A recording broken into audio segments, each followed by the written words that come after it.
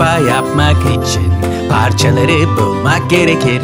Leo ve dostları bu iş için harika bir ekiptir. Hey hey hey, Leo geliyor. Tekerlek, tampon, motor alıyor. Parçaları kasaya koyuyor. Leo, Leo. Küçük kamyon Leo. Hava bugün çok güzel. Robotlar ve Lifty top oynuyorlar.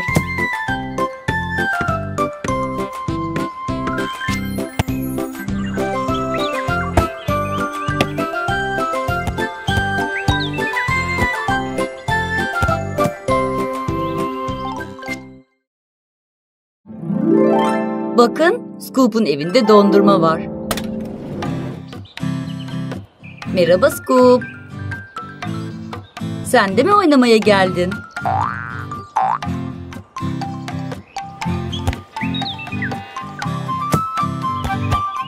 Topa vur.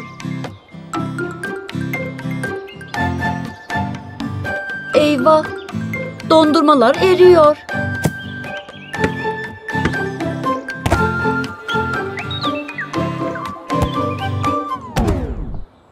Robot, yoruldun mu?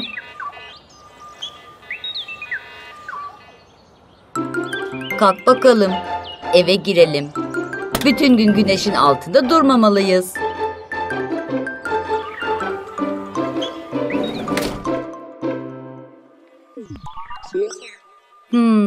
Dondurmayı buzdolabına koymazsan erir. Scoop, misafirin var. Bu küçük kamyon Leo.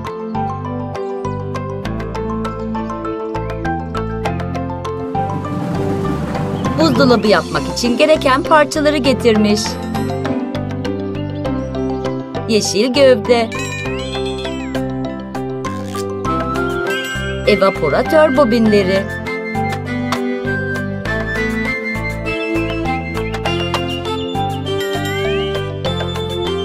beyaz iç duvarlar, 3 tane raf,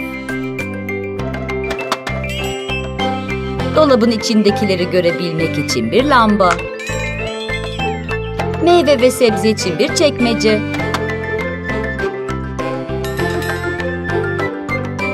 kapılar, kapı kolları,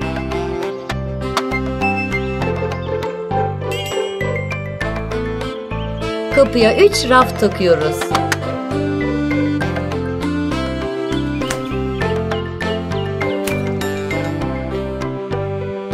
Ve kondansatör bobini.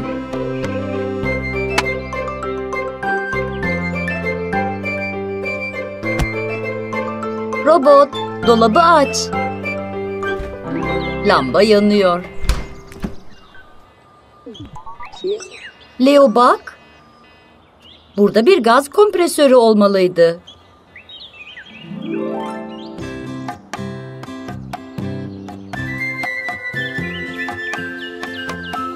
Leo kompresörü almaya gidiyor.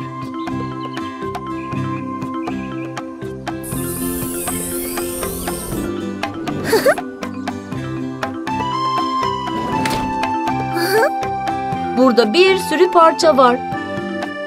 Peki bunların hangisi kompresör? Bunlar pervaneler. Onlara ihtiyacımız yok. Tekerlek. O da lazım değil. Kompresör işte burada. Harika.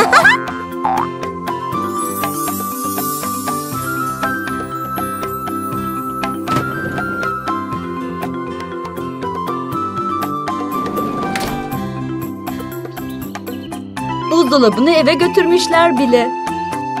Lifty alışveriş yapmış.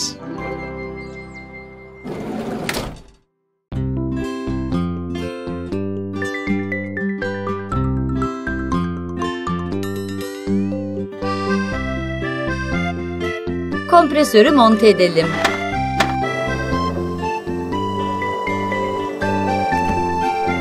Buzdolabı çalışıyor. Meyveleri buzdolabına koyalım. Dondurmayı da dondurucuya. Şimdi yiyecekler uzun süre taze kalacaklar. Hey, top oynayalım. Dondurmayı sonra yeriz.